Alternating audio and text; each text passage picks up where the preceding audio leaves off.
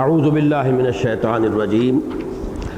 یوم تکون السماء کالمہل وتکون الجبال کالعہن ولا یسأل حمیم حمیما۔ اصل مضمون جو ہے جو ہم سے متعلق ہے، جس میں تذکیر ہے، جس میں نصیحت ہے، جس میں ہمارے لیے غور و فکر کا سامان ہے، تذکر کا سامان ہے، وہ یہ ہے ولا یسأل حمیم حمیما، اور نہیں پوچھے گا کوئی انتہائی گرم جوش دوست اپنے کسی انتہائی گرم جوش دوست کو، یعنی جس کو ہمارے ہاں محاورے میں کہا جاتا ہے نفسی نفسی کا عالم، نفسا نفسی۔ اور چونکہ ایک حدیث میں یہ نقشہ آیا ہے کہ تمام انبیاء کا حال بھی یہ ہوگا سوائے محمد الرسول اللہ صلی اللہ علیہ وسلم۔ لوگ جائیں گے اس دن کی شدائد کے لیے کہ ذرا آپ کیجئے، اللہ تعالیٰ سے درخواست کیجئے کہ یہ حساب جلدی ہو جائے، دن جو 50,000 برس کا ہوتا چلا جا رہا ہے، اور شدائد ہے اور ہول ہے، تو یہ سختی کٹے اور آخری فیصلے ہوں۔ تو وہ شفاعت کبریٰ والی جو حدیث ہے کہ جس رسول اور نبی کے پاس بھی جائیں گے وہ کہیں گے نفسی نفسی، مجھے تو اپنی پڑی ہوئی ہے، جاؤ محمد کے پاس جاؤ صلی اللہ علیہ وسلم۔ وہ اس وقت کوئی شفاعت کا جو ہے انہیں وہ مقام حاصل ہے، وہ ہے شفاعت کبریٰ، جس کو لوگوں نے آگے پھیلا لیا ہے بہت، کہ حضور پھر دعا کریں گے اور استدعا کریں گے پروردگار اب یہ حساب کتاب جلدی ہو جائے، اور اللہ تعالیٰ ان کی اس سفارش کو، یہ وہ شفاعت ہے جو قبول ہوگی۔ وہ آگے تصورات جو ہیں شفاعت کے وہ ہمارے من گھڑت قسم کے تصورات ہیں، یہ ہے اصل میں وہ شفاعت جس کا کہ حدیث میں ذکر ہے۔ بہرحال اس وقت جو نفسی نفسی کا عالم ہوگا اس کا نقشہ کھینچا گیا ہے، اور یہ مضمون اتنا اہم ہے کہ جیسا کہ میں نے آج بھی عرض کیا، پہلے بار عرض کیا ہے، اہم مضامین قرآن مجید میں دو مقامات پر ضرور آتے ہیں۔ جو نقشہ یہاں کھینچا گیا ہے وہی سورہ عبس کے اندر آپ کو آخری پارے میں ملے گا۔ یہاں فرمایا یبصرونہم، وہ دکھا دیے جائیں گے ان کو، یہ حسرت کے لیے، یہ ہے میرا وہ بیٹا آج مجھے نہیں پوچھ رہا، جس کے لیے میں نے حلال حرام کیا، جس کے لیے میں نے اپنے آپ کو کھپا دیا، یہ ہے میری وہ بیوی، یہ ہے وہ میرا بڑا جانثار، جانثاری کا دم بھرتا تھا اور اپنی جان نچھاور کرنے کے لیے تیار رہتا تھا دنیا میں، اور آج کوئی پوچھنے کو تیار نہیں، کوئی کسی کی مزاج پرسی تک نہیں کر سکتا، ہر ایک کو پڑی ہوئی ہے اپنی۔ فرمایا یبصرونہم، تاکہ حسرت میں اضافہ ہو جائے، جیسے قرآن مجید میں جو فرمایا گیا کہ یہ ان کا ایندھن بنیں گے جہنم کا انسان اور پتھر، اور پتھروں کے بارے میں ایک رائے یہ ہے، بہت قوی رائے ہے، کہ وہ بت ہوں گے جو ان کے ساتھ جھونک دیے جائیں گے، تاکہ ان کی حسرت میں اضافہ ہوتا رہے کہ ان کو ہم پوچھتے رہے، اور ان کو ہم نے ڈنڈوت کی، ان کے سامنے ہم نے سجدے کیے، آج ہمارے ساتھ یہ بھی اسی جہنم کی آگ کا ایندھن بن گئے۔ اسی طریقے سے وہ دکھا دیے جائیں گے، یہ ہے تمہارے عزیز رشتہ دار، تمہارے محبوب، تمہارے محب، تمہارے جانثار، تم پر جان چھڑکنے والے، یبصرونہم، دکھا دیے جائیں گے ان کو۔ یود المجرم لو یفتدی من عذاب یومئذ ببنیہ، مجرم یہ چاہے گا اس دن کہ کسی طرح فدیے میں اس سے لے لیا جائے، عذاب سے بچاؤ کے لیے، اس کے بیٹے کو، بنی اولاد، بیٹے، وصاحبتہ واخیہ، اور اس کی بیوی کو لے لیا جائے فدیے میں، اسے چھوڑ دیا جائے، اور اس کے بھائی کو لے لیا جائے فدیے میں، وفصیلتہ التی تؤویہ، اور اس کا وہ کنبہ اور خاندان جو اس کے لیے جائے پناہ تھا، جو پناہ دیتا تھا۔ دنیا میں خاندان ہی انسان کے لیے پناہ گاہ ہے، اگر کہیں جھگڑا ہو گیا ہے تو آپ کے بھائی بند، آپ کے اعزاء و اقارب، خاندان، وہی آپ کا ساتھ دیں گے، وہی مشکل وقت میں آپ کے جو ہیں وہ دست و بازو بنیں گے۔ تو وہ فصیلتہ التی تؤویہ، اس کا وہ گھرانہ، وہ کنبہ، وہ خاندان، وہ قبیلہ جو اسے پناہ دیا کرتا تھا، وہ سب کے سب چاہے گا ان سب کو جھونک دو آگ میں، وَمَنْ فِي الْأَرْضِ جَمِيعًا ثُمَّ يُنْجِيهِ، جو بھی زمین میں ہے سب کو جھونک دیا جائے، کسی طرح اسے نجات دے دی جائے، ثُمَّ يُنْجِيهِ، اسے نجات دے دی جائے۔ یہ ہوگی مجرم کی خواہش، یہ ہوگا نفسا نفسی کا عالم، اور اسی کا نقشہ جیسا کہ میں نے عرض کیا ہے سورہ عبس میں ہے، یوم یفر المرء من اخیہ وامہ وابیہ وصاحبتہ وبنیہ لکل امرئ منہم یومئذ شأن یغنیہ وجوہ یومئذ مسفرۃ ضاحکۃ مستبشرۃ ووجوہ یومئذ علیہا غبرۃ ترہقہا قطرۃ اولئک ھم الکفرۃ الفجرۃ۔ اس دن بھاگے گا انسان، یوم یفر المرء من اخیہ، اپنے بھائی سے، وَأُمِّهِ اور اپنی ماں سے، وَأَبِيهِ اور اپنے باپ سے، وَصَاحِبَتِهِ اور اپنی بیوی سے، وَبَنِيهِ اور اپنے بیٹوں سے، لِكُلِّ امْرِئٍ مِّنْهُمْ يَوْمَئِذٍ شَأْنٌ يُغْنِيهِ ہر ایک انسان کو اس روز بس اپنی پڑی ہوگی جو اسے باقی سب سے مستغنی کر دے گی، کسی اور کا دھیان آنے ہی نہیں دے گی، اتنی فکر اور اتنی جو ہے انسان کو اپنی پڑی ہوئی ہوگی۔ یہ ہے جیسا کہ میں نے عرض کیا محاورتاً اس کو کہتے ہیں نفسی نفسی، یہ نفسا نفسی کا عالم ہوگا۔ اب اس میں جو سبق ہے وہ یہ ہے، کیوں یہ بات بتائی جا رہی ہے اور کیوں اس قدر شدت کے ساتھ اہتمام کے ساتھ اس لیے بتائی جا رہی ہے کہ یہ کیفیت تمہاری اس وقت ہونی چاہیے، جو اس وقت ہوگی اس وقت ہو۔ اور اس کے کیا معنی؟ یہ نہیں کہ تم چھوڑ دو، سب سے لا تعلق اختیار کر لو، بلکہ قرآن مجید کے دو مقامات کو اپنے ذہن میں لے آئیے۔ سورہ مائدہ میں فرمایا علیکم انفسکم لا یضرکم من ضل اذا اہتدیتم، لوگوں تم پر ذمہ داری اصلاً صرف اپنی ہے، کوئی شخص جو گمراہ ہو جائے تمہیں نقصان نہیں پہنچا سکتا بشرطے کہ تم ہدایت کرو۔ تو سب سے پہلے فکر اپنی ہونی چاہیے۔ یہ جو ہم جو سوغات جو ہے ہدایت کی تقسیم کرتے ہیں دور دراز، یہاں سے وہاں تک پہنچ رہے ہیں اور وعظ کہے جا رہے ہیں اور تقریریں ہو رہی ہیں، اپنے آپ کو بھولے ہوئے ہیں۔ جیسے کہ سورہ بقرہ میں فرمایا اتامرون الناس بالبر وتنسون انفسکم وانتم تتلون الکتاب، کیا تم لوگوں کو نیکی کا حکم دیتے اور اپنے آپ کو بھول جاتے ہو حالانکہ تم کتاب پڑھتے ہو۔ اس کتاب میں تو جو ہدایت دی گئی ہے وہ یہ ہے، اگرچہ اس کا یہ مطلب نہیں کہ دوسروں کو دعوت نہ دو، تبلیغ نہ کرو، دعوت دو، یہ تو تمہارا فرض ہے، یہ تمہاری ذمہ داری ہے، اس کے بغیر تو تم اپنے آپ کو بھی نہیں بچا سکو گے، یہ تو وہ تمہاری بنیادی ذمہ داری ہے کہ اس کو ادا کرو گے تو اللہ کے ہاں سرخرو ہوگے۔ لیکن یہ جان لو کہ تمہاری لاکھ دعوت تبلیغ کوشش جد و جہد کے باوجود اگر کوئی ایمان نہیں لا رہا، کوئی سیدھے راستے پر نہیں آ رہا تو تمہیں کوئی نقصان نہیں، جائے گا جہنم میں، اپنا حساب کتاب خود فیس کرے گا۔ تم کوئی لست علیہم بمسیطر، تم اس کے اوپر کوئی داروغہ نہیں ہو، تم ٹھیکیدار نہیں ہو ان کے، لیکن ان تک ابلاغ یہ تمہاری ذمہ داری ہے، تبلیغ تمہاری ذمہ داری ہے، وہ غلط فہمی نہ پیدا ہو جائے۔ اسی طرح سورہ تحریم میں فرمایا قوا انفسکم واہلیکم نارا، پہلے اپنے آپ کو بچاؤ آگ سے، پھر اپنے اہل و عیال کو بھی متصلاً بعد۔ تو در حقیقت دعوت و تبلیغ کا عمل جو ہے سب سے پہلے اپنی ذات، جیسے حضور فرمایا کرتے تھے کہ اوصیکم ونفسی بتقوی اللہ، لوگوں میں تمہیں بھی وصیت کرتا ہوں اور اپنے نفس کو بھی کہ وہ اللہ کا تقوی اختیار کرے۔ تو یہ ہے علیکم انفسکم لا یضرکم من ضل اذا اہتدیتم، اور دوسرے قوا انفسکم واہلیکم من النار۔ لیکن یہ کہ یہ نہ سمجھیے کہ اس کا مطلب یہ ہے کہ یہ تعلیم اینٹی سوشل ہے یا یہ کوئی رہبانیت کی تعلیم ہے۔ دنیا میں رہو، حقوق العباد ادا کرو، بیٹے کا حق ہے اس کو ادا کرو، بیوی کا حق ہے اس کو ادا کرو، ان لنفسک علیک حقا وان لزوجک علیک حقا وان لزورک علیک حقا، تمہارے نفس کا بھی تم پر حق ہے، تمہاری اولاد کا تم پر حق ہے، تمہاری بیویوں کے تم پر حقوق ہیں، تمہارے جو زائرین ہیں وزٹرز ہیں ان کا حق ہے، وہ حق ادا کرو۔ اب فرق یہ ہوتا ہے، یہ مینٹل ایٹیٹیوڈ کا فرق ہے۔ ایک یہ کہ آپ حق ادا کر رہے ہیں کہ یہ میری اولاد کا حق ہے، اللہ نے معین کیا ہے، میں اس لیے ادا کر رہا ہوں۔ ایک یہ کہ تبھی محبت سے مغلوب ہو کر آپ کر رہے ہو، ان میں زمین و آسمان کا فرق ہو جائے۔ ایک یہ کہ بیوی کا آپ حق ادا کر رہے ہیں یہ اللہ کی طرف سے عائد شدہ ذمہ داری سمجھ کر، ایک یہ ہے کہ اس کی طبعی محبت کے اندر گرفتار ہو کر، ان دونوں میں زمین و آسمان کا فرق ہو جائے۔ اس لیے کہ کسی کو دینا ہے تو اس لیے دو کو اللہ کو دینا پسند ہے، کسی سے روکنا ہے تو اس لیے روکو کہ اللہ کو روکنا پسند ہے، کسی سے محبت کرنی ہے تو اس لیے کرو کہ اللہ کو اس سے محبت کرنا پسند ہے، کسی سے نفرت اور عداوت رکھنی ہے تو اس لیے رکھو کہ اللہ کو وہ پسند ہے۔ من احب للہ وابغض للہ واعطى للہ ومنع للہ فقد استکمل الایمان، جس نے محبت کی تو اللہ کے لیے، عداوت یا نفرت کی تو اللہ کے لیے، کسی کو کچھ دیا تو اللہ کے لیے، کسی سے کچھ روکا تو اللہ کے لیے، اس شخص نے اپنا ایمان کامل کر لیا۔ تو مطلب یہ ہے کہ یہ نفسی نفسی مطلوب ہے،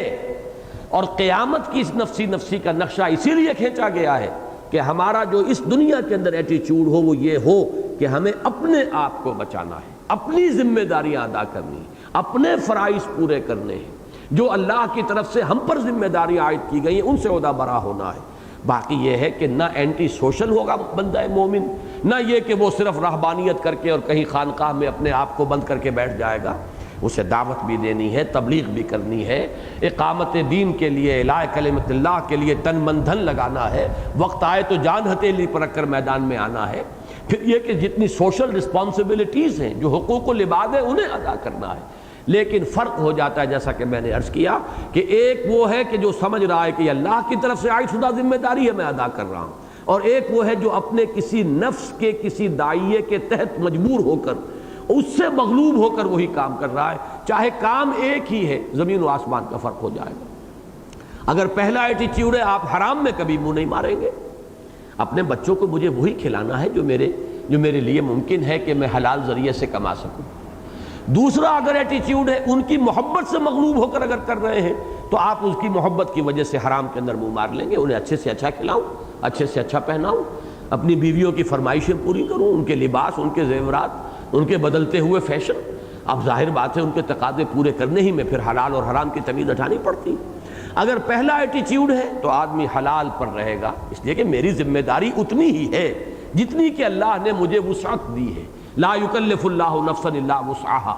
لیکن یہ کہ اگر دوسرا نقطہ نظر ہے تو ہر آن احتمال ہے کہ اس کا قدم جو ہے وہ حلال کے دائرے سے نکل کر حرام کے اندر جو ہے وہ پڑ جائے گا۔ تو یہ ہے وہ نفسی نفسی جس کا نقشہ کھینچا گیا ہے۔ یود المجرم لو یفتدی من عذاب یومئذ ببنیہ وصاحبتہ واخیہ وفصیلتہ التی تؤویہ ومن فی الارض جمیعا ثم ینجیہ۔ کلا، یہ کلا کا لفظ جو آتا ہے یہ نفی اور تردید کے لیے، ہرگز نہیں، تم پوری نوع انسانی کو فدیے میں دینے کے لیے تیار ہو گئے ہو، اب یہاں یہ معاملہ ہونے والا نہیں ہے، ہرگز نہیں۔ انہا لظا، وہ تو ہوگا ایک شعلہ، اور ہا جو ہے جہنم کے لیے چونکہ یہ آ رہا ہے اس لیے ضمیر جو ہے وہ اس کے لیے مؤنث ہے، آگ۔ وہ تو ضا کہتے ہیں، لظا وہ شعلہ جس میں کوئی دھواں نہ ہو، صاف شعلہ، وہ تو ہوگا ایک شعلہ، نزاعۃ للشوا، کھینچ لینے والا ہوگا وہ شوا کو۔ اب شوا میں پھر عرض کر دوں کہ یہ پھر وہی لغت کا مسئلہ ہے، شوا کسے کہتے ہیں؟ شوا ایک رائے یہ ہے کہ الاطراف، انسان کے جن کو ہم اپنی اناٹومی کی اصطلاح میں ایکسٹریمٹیز کہتے ہیں، ہاتھ اور یہ پیر، ان کو کھینچ لینے والا، ادھیڑ دینے والا جسموں سے، گویا کہ چاٹ جائے گا وہ شعلہ ہاتھوں کو اور پیروں کو، اور یہ لمز جن کو ہم کہتے ہیں ایکسٹریمٹیز، ان کو چاٹ جائے گا۔ ایک یہ ہے کہ شوا جو ہے یہ ہے کھوپڑی کی جلد جو ہے، کھال جو بڑی جمی ہوئی ہوتی ہے اور بڑی ٹائٹ ہوتی ہے، اس کو وہ گھسیٹ لے گا، وہ شعلہ جو ہے چاٹ جائے گا۔ یہ دونوں مفہوم ہے۔ اب میرے لیے ممکن نہیں ہے کہ ان میں سے کسی کی ترجیح کروں، نہ اس میں کوئی زیادہ تفاصیل میں جانے کا مجھے اور اس میں کوئی محنت کر کے اور کوئی رائے قائم کرنے کی ضرورت محسوس ہوتی ہے۔ چاہے وہ شعلہ جو ہے وہ ہاتھوں پیروں کو چٹ کر جانے والا ہو، اور چاہے وہ کھوپڑی کی کھال کو جو ہے ادھیڑ دینے والا ہو، اصل مطلب کیا ہے کہ انتہائی سخت وہ آگ ہوگی۔ وہ آگ بھی وہ نہیں ہوگی کہ جو مار دے، وہ آگ زندہ بھی رکھے گی، وہ مارے گی نہیں، جلا کر بھسم نہیں کرے گی۔ پھر وہ تمام اعضاء دوبارہ بھی ہو جائیں گے، کلما نضجت جلودہم بدلنا، تو جیسے جیسے ان کی کھالیں جھلس جائیں گی اب اور کھالیں انہیں دے دیں گے۔ لیکن یہاں تو در حقیقت اس کی ایک سختی کا، کلا انہا لظا نزاعۃ للشوا تدعو من ادبر وتولی، وہ پکارے گی، کھینچ لے گی اس کو کہ جس نے پیٹھ موڑی تھی۔ اور یہ دونوں الفاظ جو ہے، ادبرا پیٹھ موڑ کر چل پڑنا، تولا جو ہے وہ ویسے کسی جگہ پر کھڑے ہو کر اور رخ موڑ لینا، دونوں ایک ہی تقریباً ہم معلوم الفاظ ہیں۔ تدعو من ادبر وتولی، اس میں بھی وہ صوتی آہنگ جو ہے اس کو سامنے رکھیے کہ وہ پیش نظر ہے۔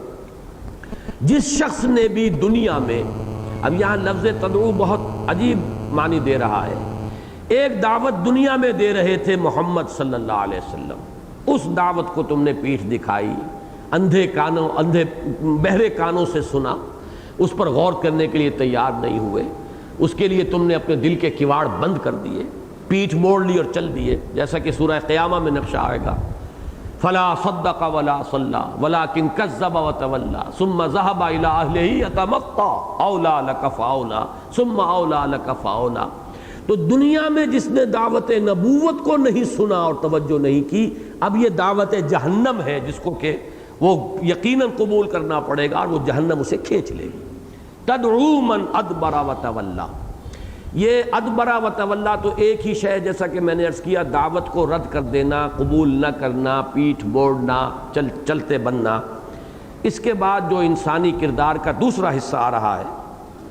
وَجَمَعَ فَأَوْعَى، یہ عمل کا معاملہ ہے۔ ساری محنت کی مال جمع کرنے پر، دولت جمع ہو جائے، اسباب جمع ہو جائیں، جائیداد جمع ہو جائے، فلاں چیز جمع ہو، جمع فَأَوْعَى، وعاء کہتے ہیں برتن کو، تو اوعا خوب سینت کر رکھا، کھتے بھر کر جو ہے وہ اپنی اس دولت کو سنبھال کر رکھا۔ یہ جس کو کہ آخری پارے میں سورۃ ہمزہ میں آپ دیکھیں گے، الذی جمع مالا وعددہ یحسب ان مالہ اخلدہ، اسی کی مثال ہے سابق صورت میں، سورۃ الحاقہ میں جو آیا تھا کہ انہ کان لا یؤمن باللہ العظیم ولا یحض علی طعام المسکین، دو آیتوں میں وہ کردار آ گیا۔ یہ اللہ العظیم پر ایمان نہیں رکھتا تھا، نمبر ایک، اور مسکین کو کھانا کھلانے کے لیے کسی کو کہنے کے لیے تیار نہیں تھا۔ یہ گویا کہ ایک انسان کی فکری گمراہی کے لیے سمبل ہے، اللہ کو نہ ماننا، اللہ پر ایمان نہ رکھنا، اور ایک انسان کے اخلاقی تنزل اور انتہائی پستی کی علامت ہے، اس کے لیے سمبل ہے کہ خود تو کیا کسی کو کھانا کھلائیں، بھوکے کو، مسکین کو، کسی اور کو بھی آمادہ کرنے کے لیے تیار نہیں۔ اسی طریقے سے یہاں دو ہی آیات میں پورے کردار کو سمو لیا، فرمایا من ادبر وتولی، ایک تو اس نے پیٹھ موڑی، چل دیا، قبول نہیں کیا، بات نہیں مانی، اور نمبر دو وجمع فاوعى، بجائے اس کے کہ اپنے مال کو مساکین اور غرباء میں تقسیم کرتا، جو محروم ہے آگے آ جائے گا، جو کسی سبب سے پیچھے رہ گئے ہیں، جو محتاج ہیں، ان کے لیے لگاتا، قل العفو پر عمل کرتا، جو تمہاری ضرورت سے زائد ہے دے ڈالو، یہ تمہارے مال میں اللہ نے دوسروں کا حق رکھا ہوا ہے، اس نے اس کو جمع کیا اپنے پاس اور خوب اس کو حفاظت کے ساتھ سیت کر رکھا۔ تو گویا کہ یہ پورا کردار اس میں آ گیا دو آیتوں میں، تدعو من ادبر وتولی وجمع فاوعى ان الانسان خلق ہلوعا، یقیناً انسان پیدا کیا گیا ہے بڑا تھڑ دلا۔ ہلع کہتے ہیں اصل میں جزا فضا میں انتہائی انسان جزا فضا کر رہا ہے، نالا اور شیون، یہ آگے بھی آ جائے گا، جزوعا، لیکن اس جزا فضا کے اندر جب انتہائی انسان جو ہے وہ یعنی کم ہمتی کا اور بہت ہی کم ظرفی کا ثبوت دے رہا ہو، برداشت کا مادہ ہے ہی نہیں، وہ ہے ہلع، تھڑ دلا، کم ہمتا، جس میں کردار کی طاقت نہیں ہے، صبر و استقامت نہیں ہے۔ اس میں ایک بڑا اہم سوال ہے، اسے اپنے سامنے سوالیہ نشان کے ساتھ لے آئیے کہ ان الانسان خلق ہلوعا،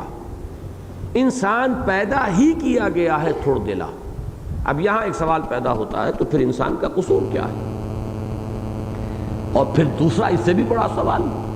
کہ اللہ تو فرماتا ہے ہم نے بہترین بنایا، لقد خلقنا الانسان فی احسن تقویم، تو احسن تقویم تخلیق کے اندر یہ کہاں سے آ گئی ہے؟ یہ ہلوعا، یہ کیفیت کیوں آئی پھر، جبکہ اس کو یہ کہا گیا کہ پیدا کیا گیا انسان، خالق نے خود بنایا اسے تھوڑ دلا۔ اسی میں پھر ایڈ کیجئے خلق الانسان ضعیفا، انسان کو پیدا کیا گیا کمزور، تو پھر اس میں تو الزام معاذ اللہ آئے گا پیدا کرنے والے پر۔ وہ جو اقبال نے کہا ہے کہ نقش دیگر تراز دے آدم پختہ تر بیار، لابت خاک ساختن مینہ صدد خدائے را، کیونکہ اللہ تعالیٰ کے ساتھ تو شوخی اختیار کر لیتے ہیں شعراء، با خدا دیوانہ باشد با محمد ہوشیار، حضور کے ساتھ صلی اللہ علیہ وسلم بڑے احتیاط کی ضرورت ہے کہ کہیں کوئی شوخی جو ہے وہ اس بارگاہ میں نہ ہو جائے۔ اللہ کے ساتھ دیوانگی جو ہے وہ لوگ کر لیا کرتے ہیں، تو اللہ تعالیٰ کے ساتھ دیوانگی کے اسی انداز میں پوچھ رہا ہے کہ یہ کیا تو نے بنائے ہیں؟ یہ مٹی کے پتلے بنائے، یہ تیری شان کے شایان نہیں ہے، ایسی کچی مخلوق پیدا کر دی، لابت خاک ساختن مینہ صدد خدائے را، یہ مٹی کے پتلے بنائے تو کیا تیری خلاقی ہوئی؟ آدم پختہ تر بیار،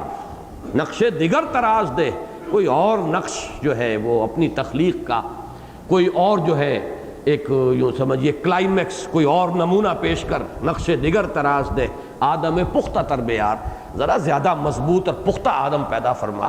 لابت خاک ساختن مینہ صدد خدائے را، یہ خدا کے شایان شان نہیں ہے، مٹی کے پتلے جو ہیں وہ تو بچے بھی بیٹھ کر بنا لیتے۔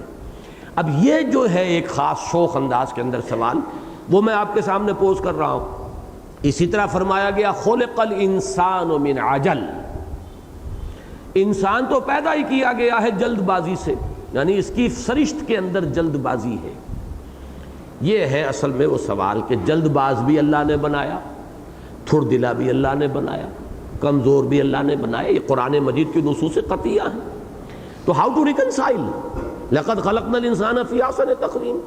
کہاں یہ ہے وَلَقَدْ كَرَّمْنَا بَنِي آدَمَ وَحَمَلْنَاهُمْ فِي الْبَرِّ وَالْبَحْرِ وَرَزَقْنَاهُمْ مِنَ الطَّيِّبَاتِ وَفَضَّلْنَاهُمْ عَلَى كَثِيرٍ مِّمَّنْ خَلَقْنَا تَفْضِيلًا، کہاں یہ مدح ہے، کہاں یہ کہ خَلَقْتُهُ بِيَدَيَّ، میں نے اپنے دونوں ہاتھوں سے بنایا اسے، پھر اس کے سامنے فرشتوں کو جھکوا دیا۔ تو یہ ایک کوسچن مارک ہے، اسے سمجھ لیجئے، اور اس کا حل بھی اس کے بغیر ممکن نہیں ہے، جو میں سورہ حشر کے درس کے اندر بڑی تفصیل سے بیان کر چکا ہوں کہ قرآن مجید کے بہت سے گہرے مضامین جو ہے علم کے اور حکمت کے، وہ اس کے بغیر سمجھ میں نہیں آ سکتے کہ انسان ایک مرکب وجود ہے، اس کے دو اجزاء ہیں، اس کا ایک حصہ عالم خلق سے ہے، ایک حصہ عالم امر سے ہے۔ عالم امر سے اس کا روحانی وجود ہے، عالم خلق سے اس کا یہ حیوانی وجود ہے۔ عالم خلق والا جو حیوانی وجود ہے وہ تو نچلوں میں سب سے نیچے ہے، البتہ جو عالم امر سے متعلق اس کا روحانی وجود ہے وہ سب سے اونچا ہے۔ بس یہی ہے در حقیقت، دس is the key to the solution of that problem, یہی ہے اس کا حل، کہ اگر یہ ہے تو انسان میں بیک وقت یہ دونوں چیزیں موجود ہیں، جس کو میں نے بارہا شیخ سعدی کے اس شعر کے حوالے سے آپ کے سامنے رکھا ہے کہ آدمی زیادہ طرفہ معجون است از فرشتہ سرشتہ وز ہے وہاں، آدمی زیادہ عجیب چونچو کا مربع ہے، معجون ہے، دو چیزیں اس میں ملی ہوئی ہیں، از فرشتہ سرشتہ، سرشتہ کہتے ہیں سرشتن گوندنے کو، اس میں دو وجود گندھے ہوئے ہیں، ملے ہوئے ہیں، ایک وجود فرشتے کا ہے اور وہ فرشتوں سے اعلیٰ فرشتہ ہے، وہ فرشتوں کا مسجود ہے، ایک وہ ملک ہے انسان کے اندر از فرشتہ سرشتہ وز حیوان، اور دوسرا حیوان ہے، اینیمل بینگ ہے اس کا، یہ اینیمل بینگ عالم خلق سے ہے، اس میں ساری کمزوریاں ہیں، اس میں یہ ساری چیزیں موجود ہیں، خلق ہلوعا، خلق ضعیفا، خلق الانسان من عجل، یہ عالم خلق پستی کی دنیا ہے، اس سے اس کا یہ انسان جو حیوانی وجود ہے آیا ہے، لیکن اس اصل آدم جو ہے، اصل جس کی بنا پر مسجود ملائک بنا ہے وہ یہ نہیں ہے، بلکہ وہ تو ہے فَإِذَا نَفَخْتُ فَإِذَا سَوَّيْتُهُ وَنَفَخْتُ فِيهِ مِن رُوحِي، جب میں اس کی تکمیل کر لوں، نوک پلک سنوار دوں اور اس میں اپنی روح میں سے پھونک دوں، فَقَعُوا لَهُ سَاجِدِينَ، تو گر پڑنا اس کے سامنے سجدے میں۔ مسجود در حقیقت اس کا وہ روحانی ایلیمنٹ ہے، وہ اس کا روحانی وجود ہے، حیوانی وجود نہیں ہے۔ اس کے لیے دو الفاظ ہمیشہ ذہن میں رکھا کیجئے جو ہمارے ہاں غلطی سے ہم ان کو گڑمٹ کر دیتے ہیں۔ ہم کبھی کہہ دیتے ہیں انسان فطری طور پر کمزور واقع ہوا، یہ لفظ فطرت ہم نے غلط استعمال کیا ہے۔ انسان کی فطرت بلند ہے، فطر کا لفظ آئے گا اس کے لیے، البتہ انسان خلقی اعتبار سے، خلقت یا اس کو کہیں گے جبلت، جبلت جو ہے انسٹنکٹس، وہ حیوان کے لیے لفظ آتا ہے، دی اینیمل انسٹنکٹس، حیوانی جبلت ہے، اپنی جبلت کے اعتبار سے، اپنی طبعیت کے اعتبار سے، طبعیت فزیکل کے لیے ہم بولتے ہیں، فزکس طبعیات ہے، تو ہمارا جو فزیکل ایگزسٹنس ہے اس کو ہم کہیں گے یہ ہمارا طبعی وجود ہے، حیوانی وجود ہے، جبلی وجود ہے، یہ خلقی وجود ہے ہمارا۔ اس خلقی وجود کے اعتبار سے، جبلی وجود کے اعتبار سے، اور اسی طریقے سے طبعی وجود کے اعتبار سے، حیوانی وجود کے اعتبار سے انسان ہلع بھی ہے، خلق الانسان ہلوعا، وہ ہلو ہے، وہ تھڑ دلا ہے، کم ہمتا ہے، جلد باز ہے، جلدی سے ہی بنایا گیا ہے۔ اور فطرت جو ہے انسان کی، فطرت اللہ التی فطر الناس علیہا، یہ لفظ فطرت جو ہے یہ اس مقام پر آتا ہے، اللہ کی وہ فطرت جس پر کہ اللہ نے انسانوں کو بنایا ہے۔ تو یہ شے در حقیقت انسان کے اس علوی وجود کے لیے، اس روحانی وجود کے لیے جس کا تعلق عالم امر سے ہے، یہ اس کے ساتھ اس کا تعلق ہے، اس کے اعتبار میں وہ اونچوں سے سب سے اونچا،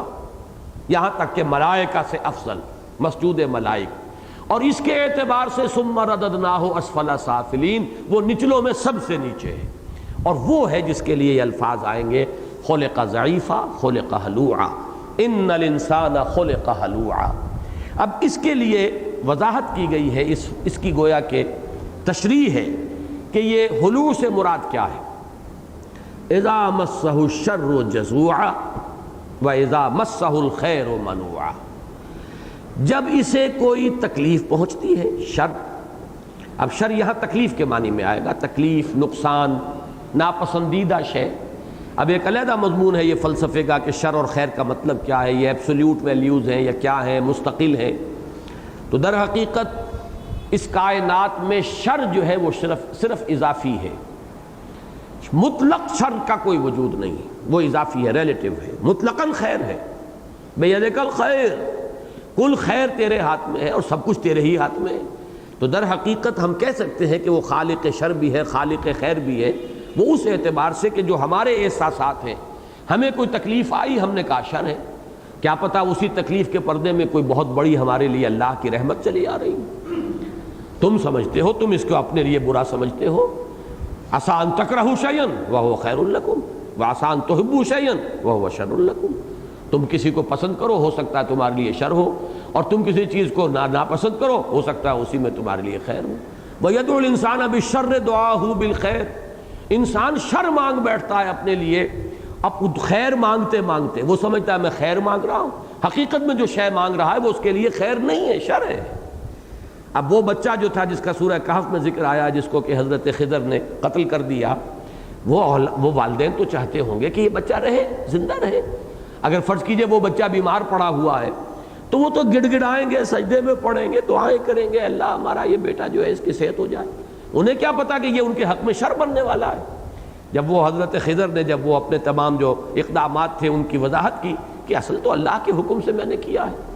اس لیے کہ یہ بچہ اگر جوان ہو جاتا تو بڑا سرکش ہو کر اٹھتا، اپنے والدین کے لیے سوہان روح بن جاتا، بڑھاپے میں ان کا سہارا بننے کی بجائے ان کے لیے کوفت کا اور اذیت کا سبب بنتا۔ اللہ نے چاہا کہ اس کو اسی وقت جو ہے لے لیا جائے اور اللہ انہیں ایک بہتر سعادت مند بیٹا عطا فرمائے۔ اب یہ حکمت تو انسان کے سامنے تو ہے نہیں، وہ تو دعائیں مانگتے ہوں گے کہ فرض کیجئے کہ وہ مجروح ہی ہوا ہو، قتل ایک دم نہ ہو گیا ہو، تو کسی طریقے سے صحت ہو جائے اسے۔ ید الانسان بالشر دعاہ بالخیر، تو یہاں شر کے لفظ کو سمجھیے، جو ہمیں ناگوار ہے شے وہ شر ہے۔ اذا مسہ الشر جزوعا، چنانچہ یہی بات چونکہ میں اس سے پہلے بھی عرض کر چکا ہوں کہ صحابہ کرام پر جو شدائد آ رہے تھے بظاہر تو شر تھے،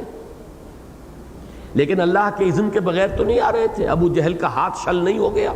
جب وہ مار رہا تھا کوڑے حضرت بلال کو یا حضرت سمیہ کو یا حضرت یاسر کو، اللہ چاہتا تو ہاتھ وہیں کا وہیں رک جاتا، شل ہو جاتا، اور ایک کوڑا بھی وہ نہ مار سکتا۔ اذن رب کے بغیر تو اس کا ہاتھ یہ کوڑے نہیں مار رہا، تو کیوں تم اسے شر سمجھ رہے ہو؟ حقیقت میں یہ شر نہیں، اسی میں خیر ہے،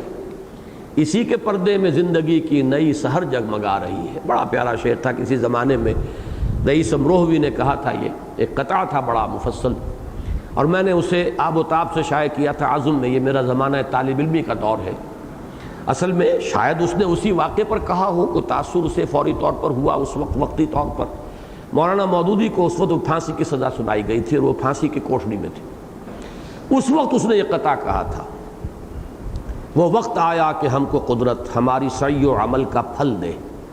بتا رہی ہے یہ ظلمت شب کہ صبح نزدیک آ رہی ہے، سیاہیوں سے حزینہ ہونا، غموں سے اندوہگی نہ ہونا، انہی کے پردے میں زندگی کی نئی سحر جگمگا رہی ہے۔ رئیس اہل نظر سے کہہ دو کہ آزمائش سے جی نہ ہارے، جسے سمجھتے ہو آزمائش وہی تو بگڑی بنا رہی ہے۔ تو ان آزمائشوں میں تو تربیت ہے، انہی سے تزکیہ ہے، انہی سے تمہارے عزم کا مظاہرہ ہوگا، اسی سے لوگوں کے دل پگھلیں گے۔ تم آگ میں جل رہے ہوگے لیکن لوگوں کے دل پگھلیں گے اور ان کے اندر قبول حق کی صلاحیت پیدا ہو جائے گی۔ تو یہ ساری چیزیں جو ہیں جن کو تم شر سمجھتے ہو وہ شر نہیں ہے۔ میں نے در حقیقت اس میں رئیس کے لفظ کے نیچے زیر لگا دیا تھا، اس وقت جو بھی عقیدت اور محبت تھی مولانا مودودی سے، تو اس نے تو اپنا نام اصل میں اپنا جو ہے کیا کہتے ہیں اس کو، شاعر کا تخلص استعمال کیا تھا، رئیس اہل نظر سے کہہ دو۔ میں نے زیر لگا کے شائع کیا، رئیس اہل نظر سے کہہ دو کہ آزمائش سے جی نہ ہارے، جسے سمجھتے ہیں آزمائش وہی تو بگڑی بنا رہی۔ تو وہ ہے یہ شر، اذا مسہ الشر جزوعا۔ انسان کے کم ہمتی کا اور انسان کے تھڑ دلے پن کا مظہر یہ ہے کہ جب اسے کوئی تکلیف پہنچتی ہے جو اس کو ناگوار ہے، جو اسے شر محسوس ہوتا ہے، تو جزا فضا نالا شیون فریاد، ہائے اور نہ معلوم کس کس طرح کے وہ جو ہے احتجاج۔ وَإِذَا مَسَّهُ الْخَيْرُ مَنُوعًا، اور جب کوئی خیر پہنچ جائے، خیر مل جائے، اور خیر عام طور پر قرآن مجید میں دولت کے لیے بھی آتا ہے، إِنَّهُ لِحُبِّ الْخَيْرِ لَشَدِيدٌ، انسان دولت اور خیر، اس لیے کہ دنیا میں ہمارا تصور خیر کا یہی ہے، بھلا اسی کو کہتے ہیں کہ دولت مل گئی۔ اگر کوئی دولت مل جائے منوعا، منوعا کہتے ہیں روکنا، روک روک کر رکھنا کہ کوئی چیز دوسرے کو نہ پہنچ جائے، بلکہ وہی جمع فاوعا، اس نے مال جمع کیا اور کھتے بھر لیے اور ان کو وہ سینت سینت کر رکھ رہا ہے، بجائے اس کے کہ اس سے فیض پہنچے دوسروں کو، بجائے اس کے کہ اس دولت سے جو اس کے پاس اضافی ہے، ضرورت سے زائد ہے، اس کا فیضان عام ہو جائے، لوگوں کو اس کا خیر پہنچے۔ اذا مسہ الخیر منوعا، تو وہ پھر روکتا ہے، اس کو اپنے ہی پاس سینت سینت کر سمیٹ سمیٹ کر رکھتا ہے، کہیں کسی اور تک یہ بات چیز جو ہے اس کی کوئی بھلائی نہ پہنچ جائے۔ الا المصلین، سوائے ان کے کہ جو نماز کی پابندی اختیار کرتے ہوں، الذین هم علی صلاتہم دائمون۔ میں یہ فیصلہ کر رہا ہوں کہ آج اس سورت کی تکمیل کا اب ارادہ میں نے جو ہے وہ چھوڑ دیا ہے۔ بہرحال جو بھی ایک خیال تھا، مجھے گمان نہیں تھا کہ اس پر اتنا وقت لگ جائے گا، لیکن یہ ہے کہ ایک بات کی صرف اس میں وضاحت کر کے باقی صورت پھر اب جب بھی دوبارہ اس کا سلسلہ شروع ہوگا پھر میں اس کی تکمیل کروں گا۔ یہ در حقیقت اس کے بعد جو آیات آ رہی ہیں یہ ہمارے منتخب نصاب کا ایک اہم سبق ہے، اس کے تیسرے حصے کا پہلا سبق۔ ہم نے جو مطالعہ قرآن حکیم کا منتخب نصاب مرتب کیا ہے اس قرآن کے فکر کو پہنچانے کے لیے، عام کرنے کے لیے، قرآن کی دعوت کے ابلاغ و تبلیغ کے لیے، اس میں پہلے حصے میں جامع اسباق ہے، دوسرے میں ایمانیات کی بحثیں ہیں، تیسرے میں عمل کی بحث، اور عمل میں ہم نے پہلا عنوان اختیار کیا ہے تعمیر سیرت کے لیے جو پروگرام قرآن دیتا ہے اس کے اساسات کیا ہیں۔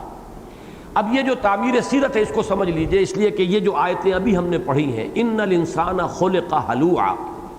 اذا مسہ الشر جزوعا واذا مسہ الخیر منوعا، یہ تین آیتیں ثابت کر رہی ہیں کہ انسان خلقی اعتبار سے بڑا خام ہے، کچا ہے، اس کو پختہ کرنے کی ضرورت ہے، جس کو علامہ اقبال نے کہا نا کہ خام ہے جب تک تو ہے مٹی کا ایک انبار تو، پختہ ہو جائے تو ہے شمشیر بے زنہار تو پختگی کے لیے کوئی پروگرام چاہیے، کوئی سلوک جس کو کہتے ہیں، سلوک کہتے ہیں چلنے کو، کوئی ایسا پروگرام ہو، تعمیر سیرت کہیے، یا میں علامہ اقبال کی اصطلاح اب یہاں استعمال کر رہا ہوں تعمیر خودی، تعمیر ذات، اپنی شخصیت، اپنی خودی کی تعمیر، اس کچے مسے خام سے ایک پختہ انسان بنانا۔ یعنی یوں سمجھیے، اس شعر کو دوبارہ پڑھ رہا ہوں کہ گویا کہ انسان یہ طے کر لے کہ میں اپنی خلقی اعتبار سے تو یہ کمزوریاں ہیں جو میرے اندر ہیں، لیکن مجھے اللہ نے ایک پروگرام دیا ہوا ہے جس سے کہ میں اپنی تمام کمزوریوں پر قابو پا کر اور ایک پختہ سیرت اور پختہ کردار جو ہے میں اس کو حاصل کر سکتا ہوں۔ اس کے لیے جو پروگرام ہے وہ یہ آیات ہے، اور قرآن مجید میں اتنی مشابہ آیات شاید کہیں اور آپ کو نہ ملے، اگرچہ چھوٹے چھوٹے ٹکڑے تو آپ کو مل جائیں گے، پوری آیتیں بھی ریپیٹ ہوئی ہیں، لیکن یہ ہے کہ ایک پورا مضمون جو ہے، ایک سلسلہ آیات، قد افلح المؤمنون الذین هم فی صلاتهم خاشعون والذین هم عن اللغو معرضون، 11 آیات سورہ مومنون کی ہیں، اور یہ غالباً 19 آیات ہیں۔ ان سب کے اندر اتنی گہری مناسبت ہے، پھر اتنی مشابہت ہے، پھر یہ کہ جہاں ذرا اختلافی مضمون آیا ہے وہ ایک دوسرے کی وضاحت کے اندر القرآن یفسر بعضہ بعضا کی ایک بہت ہی نمایاں مثال ہے۔ تو وہ در حقیقت جو ہے یہ دو مقامات، ان دونوں کو ہم نے جمع کر کے اپنے اس منتخب نصاب کے تیسرے حصے کے درس اول کی حیثیت دی۔ ان میں کیا کیا چیزیں ہیں، اساسات تعمیر سیرت کی، بندہ مومن کی شخصیت کے لیے بنیادیں کیا ہیں۔ ایک تو یہ کہ پوری تعمیر شدہ شخصیت جو ہے اس کے کیا نقش و نگار ہے، اس کے لیے ہم نے انتخاب میں اپنے اس منتخب نصاب میں شامل کیا ہے سورہ فرقان کا آخری رکوع، وعباد الرحمن الذین یمشون علی الارض ہونا۔ لیکن یہ ہے کہ اساسات، ایک بلڈنگ ہے تعمیر ہو رہی ہے، پہلے اس کی بنیادیں ہیں، پھر یہ کہ پوری تعمیر ہو گئی ہے تو پھر اس کے فنیشنگ ٹچز ہیں، اس کی آرکیٹیکچرل بیوٹی ہے، تو وہ اس کے فنیشنگ ٹچز اور آرکیٹیکچرل بیوٹی جو ہے بندہ مومن کی شخصیت کی، وہ دیکھنی ہو تو وہ عباد الرحمن الذین یمشون علی الارض ہونا، وہاں سے وہ بات چلے گی، اور پورا رکوع جو ہے اسی مضمون پر ہے۔ لیکن وہ جو فاؤنڈیشنز ہیں، جو کارنر سٹونز ہیں، جن کے اوپر کہ یہ تعمیر خودی اور تعمیر ذات اور تعمیر شخصیت اور تعمیر سیرت اور تعمیر کردار کا جو بھی ایک عمل ہے، آغاز جس سے ہوگا وہ یہ ہے۔ اور اسی میں پھر وہ شعر یاد کر لیجئے، اسی پر میں آج کا بیان ختم کر رہا ہوں کہ جو اردو میں تو یہ ہے کہ خام ہے جب تک تو ہے مٹی کا ایک انبار تو، پختہ ہو جائے تو ہے شمشیر بے زنہار تو، لیکن فارسی کا وہ ان کا شعر، اس میں بڑا شکوہ ہے۔ با نشہ درویشی در ساز و دمادم زن، چون پختہ شوی خود را بر سلطنت جم زن۔ اس میں جو یوں سمجھیے جامعیت ہے وہ آپ کو کہیں اور نہیں ملے گی، ورنہ ہمارے ہاں تعمیر شخصیت، تعمیر کردار، تزکیہ نفس، تربیت کا ایک نظام خانقاہی ہے۔ وہ خانقاہی نظام میدان میں نہیں لاتا، وہ ٹکراتا نہیں ہے، وہ باطل کے ساتھ مقابلے کی دعوت نہیں دیتا، وہ للکارتا نہیں ہے میدان میں آنے کے لیے۔ وہ در حقیقت وہ اپنی جگہ ایک مکمل نظام ہے۔ یہ نہیں کہ اس میں کوئی افادیت نہیں، افادیت ہے، اس کے اندر بھی فائدے ہیں، اس سے بھی انسان کے بہت سے جو سیئات ہیں وہ دھل جاتے ہیں، بہت سی اس کی جو خرابیاں ہیں وہ اس سے دور ہو جاتی ہیں، باطنی طور پر انسان کو دروبینی کا ایک موقع ملتا ہے، اپنے نیت کی اصلاح کے لیے ایک فکر پیدا ہو جاتی ہے۔ لیکن یہ ہے کہ وہ کردار جو اسلام چاہتا ہے وہ اس سے وجود میں نہیں آتا، کہ وہ ایک مجاہد کا کردار وجود میں آئے، وہ باطل سے پھر ٹکرائے، وہ آنکھوں میں آنکھیں ڈال کر للکارے۔ یہ کردار ہے در حقیقت جس کا پروگرام ہے جو قرآن مجید نے دیا ہے، اور اس کے لیے اساسات ہمیں قرآن سے لینی ہوں گی۔ اسی لیے میں نے لفظ سلوک قرآنی بیان کیا ہے۔ اس سلوک قرآنی کے لیے جو اساسی پروگرام ہے وہ ان 19 آیات میں ہے، اور 11 آیات سورہ مومنون کی ابتدائی، اور اس کے لیے یہاں پر عنوان بہترین اختیار کیا گیا کہ تمہاری خلقت میں جو کمزوری ہے اس کو اوور کم کرنے کے لیے، اس کے اوپر غلبہ پانے کے لیے، اس کی تکمیل کے لیے، اپنی شخصیت کے ان خلاؤں کو پر کرنے کے لیے، اپنے اس کچے پن کو پختگی کے اندر تبدیل کرنے کے لیے یہ پروگرام ہے۔ صرف آیات پڑھ لیجئے، الا المصلین الذین هم علی صلاتهم دائمون والذین فی اموالهم حق معلوم للسائل والمحروم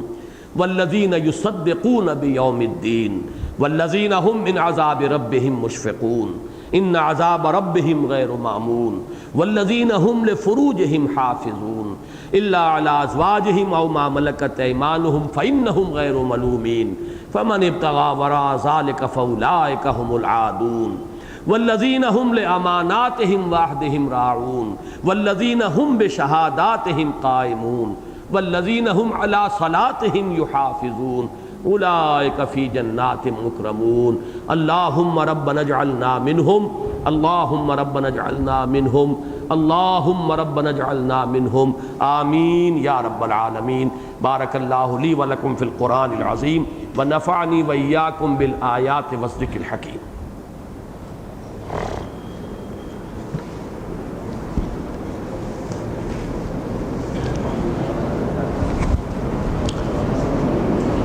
اذان ہو جائے گی ابھی، اور اس کے بس اذان کے خاتمے کے 5 منٹ کے بعد جماعت کھڑی ہو جائے گی۔ نحمدہ ونصلی علی رسولہ الکریم، اما بعد فاعوذ باللہ من الشیطان الرجیم، بسم اللہ الرحمن الرحیم، رب اشرح لی صدری ویسر لی امری واحلل عقدۃ من لسانی یفقہوا قولی۔ ہمارے اس مسلسل درس قرآن کا یہ ہمارا 3 ماہ کے بعد پہلا درس ہو رہا ہے، اس لیے کہ آخری درس 29 اگست کو ہوا تھا اور آج 28 اکتوبر ہے۔ اگرچہ جیسا کہ